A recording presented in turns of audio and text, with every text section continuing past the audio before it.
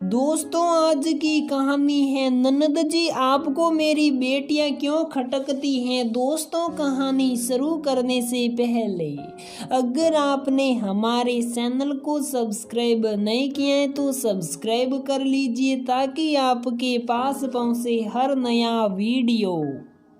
पिंकी भाभी मुझे शुरू से ही पसंद हैं। जब से शादी होकर आई हैं आते ही पूरा घर संभाल लिया, कभी भी कोई कमी नहीं रखी। हम सब छोटे ही थे, भाभी के आगे पीछे ही घूमते रहते थे। भाभी को रूम में कभी अकेला नहीं छोड़ते थे, कभी कोई तो कभी कोई देवर ननदों का उनके रूम में जमावड़ा ही लगा रहता था। भाभी ने सबका हमेशा ध्यान रखा। संयुक्त परिवार की बड़ी बहू पर आते ही जिम्मेदारी डाल दी गई। सुबह 5 बजे उठकर नहाकर सीधे किचन में जाती थी। साड़ी पहनकर सबके लिए चाय बनाती थी। हमारी ताई जी ने आते ही अल्टीमेटम दे दिया था, बहू सर पर से साड़ी नहीं सरकनी चाहिए। पूरे परिवार का खाना बनाना, वो भी भरी गर्मी में साड़ी पहनकर। पर कभी पिंकी भाभी ने मुंह नहीं उतारा। सबकी पसंद का खाना बनाना, फिर पूरे घर को संभालती थी।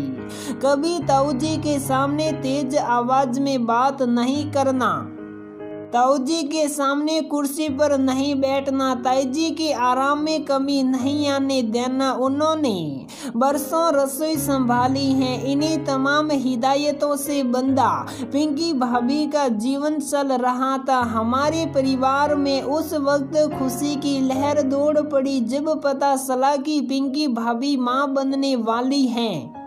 हमारी ताई जी ने पहले लड़का हो इसलिए तमाम टोटके किए, जगह जगह जाकर लड़के होने की दवाई भी दी। इन सब का असर कुछ नहीं हुआ। उन्होंने एक फूल सी बच्ची को जन्म दिया। परिवार की सबसे बड़ी बहू से दादी को पोता चाहिए था, पर पोती हो गई। ताई जी भी खास खुश नहीं थी। भाभी के आते ही ताईजी ने रसोई में जाना बंद कर दिया। बच्ची के साथ भाभी रसोई संभालती और उनके जीवन की गाड़ी धीमी रफ्तार से चलने लगी। भैया अपने बिजनेस में व्यस्त रहते, उन्हें वक्त नहीं था कि वो भाभी को घुमाने ले जाए। कभी पिक्चर ही दिखा लाए, कभी मेले में ले जाए। भाभी की गुड़िया 4 साल की हुई थी तभी पता चला भाभी फिर से गर्भवती हैं। अब तो उम्मीदें और भी बढ़ गई। भाभी ने कभी घर वालों की किसी बात का विरोध नहीं किया, जिसने जैसा कहा मान लिया। इस बार जप तप करवाए गए, लड़के के लिए दान पुण्य कराए, भगवान को मजबूर कर दिया कि बस आपको तो अब लड़का ही देना है। दूसरी बार भी बेटी हुई, सबका सेहरा उतर गया। पिंकी भाभी के किसी बच्चे का स्वागत अच्छे से नहीं हुआ। पहली बेटी हुई तो सबने कहा बेटा हो जाता, दूसरी हुई तो भी सबने यही कानाफूसी की। पिंकी भाभी जतन से फिर परिवार की सेवा और बच्चों की परवरिश में लग गई। वैसे तो उन्हें वक्त नहीं मिलता था, पर फिर भी वो दोनों बच्चों के साथ खेलती, मुस्कुराती और जी रही थी। अमन भैया की शादी की बात चल निकली। पिंकी भाभी खुश थी, उन्हें देवरानी मिल जाएगी। शादी हुई, रात को सोने से पहले पिंकी भाभी ने कहा अलार्म लगा लेना, सुबह 5 बजे उठना है। भाभी आपको 5 बजे निशु ने क्या काम है, इतना थक कर सोएंगे तो इतनी जल्दी कैसे उठेंगे। पिंकी अमन सही कर रहा है, ताईजी ने हाँ में हाँ मिलाई। मैं भी तो 5 बजे ही उठती थी, मैं भी तो थक कर सोती थी। हाँ, तुम्हारा वक्त अलग था। अब 10 साल हो गए हमारी शादी को, भैया ने समझाते हुए कहा। तो क्या हुआ, माँ जी के लिए दोनों बहू बराबर होनी चाहिए। आखिर वो घर की छोटी बहू हैं, उसे भी अपना फर्ज निभाना चाहिए। मैं अभी भी तो 5 बजे ही उठती हूँ, मन ही मन सोचते वे भाभी सो गई। सुबह वो तय समय पर ही उठी, रोज की तरह अपने सारे काम किए, सबके लिए चाय नाश्ते खाने की व्यवस्था की। बार बार घड़ी की ओर टकटकी लगा रखी थी। घर की छोटी बहू निशा आराम से 9 बजे रूम से निकली। पिंकी भाभी को अच्छे से याद है, नई शादी हुई थी तो एक दिन 5 की जगह 6 बजे उठी तो घर वालों ने दरवाजा ठोक ठोक कर उन्हें उठा दिया। उनमें उनके देवर अमन भैया आगे थे। भाभी क्या मम्मी जाकर किचन में चाय बनाएगी? गुस्से से अमन भैया दरवाजा पीट रहे थे। आज उनकी ही पत्नी आराम से उठ रही थी, कोई उन्हें कुछ नहीं कह रहा था। पिंकी भाभी की समझ से परे था। आखिर दोनों बहुओं में ये पक्षपात क्यों किया जा रहा था? जब निशा रूम से निकली तो वो सलवार कमीज में थी। अरे ये क्या, हमारे यहाँ साड़ी पहनते हैं और तुम चलो चेंज करो। भाभी मैंने अमन से पहले ही कह दिया था, मैं रोज साड़ी नहीं पहन सकती। हमारी बात हो गई है। माजी ने भी हाँ भर दी।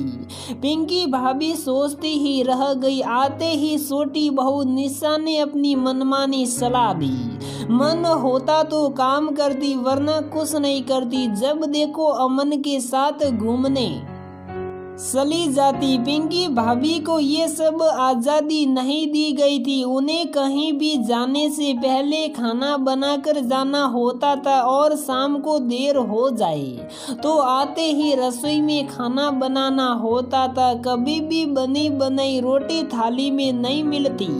निशा पर किसी तरह की बंदी से नहीं थी। पिंकी भाभी को याद है, एक बार वो मायके फंक्शन में गई थी। लौटते वक्त देर हो गई तो आते ही ताईजी चिल्ला पड़ी। उनकी छोटी बिटिया रो रही थी। इधर खाना भी बनाना था। रोती बिटिया को गोद से छीनते हुए अमन भैया ने कहा था, भाभी आप पहले खाना बना दो, बिटिया को हम संभाल लेंगे। देर तक बिटिया रोती रही और थक कर आखिर में भूखी ही सो गई। आज अमन भैया निशा को कोई काम नहीं बताते, उसको साथ लेकर ही खाना खाते, उसको साथ लेकर ही बाजार जाते। निशा अमीर फैमिली से थी, लाखों का दहेज लाई थी, इसलिए पूरा घर निशा के सारों ओर घूमता था। अमन भैया खुद भी अच्छा कमाते थे, इसलिए ताऊजी ताईजी इनसे दबकर रहते थे। निशा गर्भवती हुई तो उसे पलंग पर बैठे बैठे खाना मिलता, काम कुछ नहीं करती थी, पूरा घर छोटी बहू के लाड़ लड़ाता। 9वें महीने निशा ने एक बेटे को जन्म दिया। अब तो निशा की और भी कदर होने लगी। अब जो भी आता ये ही बोलता, अब तो तू भी लड़का कर ले। रोज रोज ये सुनकर अब बर्दाश्त से बाहर होने लगा था। इतने सालों घर की सेवा की, उसको कोई नहीं देखता। एक लड़का करने से ही कदर होती है क्या? उस दिन बड़ी ननद ने आशीर्वाद दिया, देख छोटी ने आते ही कर लिया। अब तू कब कर रही है लड़का? दीदी आपको ये सलाह पहले देने चाहिए। मेरे हाथ में होता तो मैं पहले ही लड़का कर लेती। सबके हाथ में लड़का पैदा करना होता तो कोई कभी लड़की पैदा ही नहीं होती। आप भी नहीं होती, मैं भी नहीं होती। बांझ तो नहीं हूँ, एक माँ तो हूँ। जो भगवान ने दिया उसमें खुश हूँ। आपको मेरी बेटियाँ इतनी क्यों खटक रही हैं?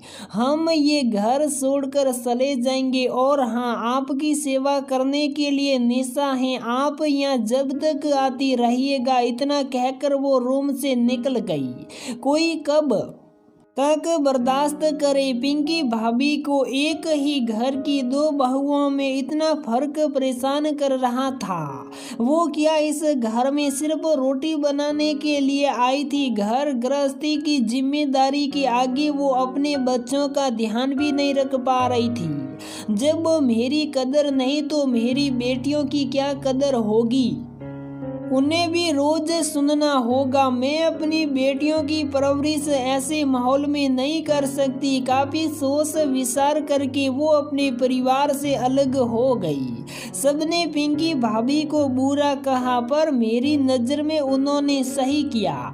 जहां आपकी कदर ना हो वहां तो रहना ही नहीं चाहिए। अपने घर में सुकून की 2 रोटी भी अच्छी हैं, और जहां अपमान करके मिठाई मिले वो भी बुरी है। मैं पिंकी भाभी के साथ हूँ। आखिर सहन शक्ति की भी एक सीमा होती है। दोस्तों, पैसों के कारण कुछ ससुराल वाले बहुओं में भी फर्क कर देते हैं। एक बहू को फर्श पर तो दूजी को आसमान पर बिठा कर रखते हैं। मात्र एक बेटा पैदा करने से निशा के सारे अवगुण गुण में बदल गए। पिंकी भाभी ने इतनी सेवा की, उसका कोई मोल नहीं, और निशा के मायके से आता हुआ धन ज्यादा अनमोल हो गया। ससुराल वालों को ले देकर बहू से ज्यादा पराया दहेज ही होता है। तभी तो कई बुजुर्गों का बुढ़ापा अकेले कट रहा है। वो धन भी उनके पास नहीं रहता, और बहू भी। बहू के संस्कार गुण देखिए, वही सब काम आता है, पैसा नहीं। एक बात और, बेटा होगा या बेटी, ये सब बेटे पर निर्भर करता है। फिर भी सभी परिवार वाले बहू को दोषी मानते हैं, और ताने कसने में यही औरतें आगे रहती हैं जो खुद भी किसी घर की बेटी होती हैं। तो दोस्तों, हमारी ये कहानी यहीं पर समाप्त होती है। अगर आपको हमारी ये कहानी पसंद आती है तो वीडियो को लाइक करें, शेयर करें, और हमारे चैनल को सब्सक्राइब जरूर करें।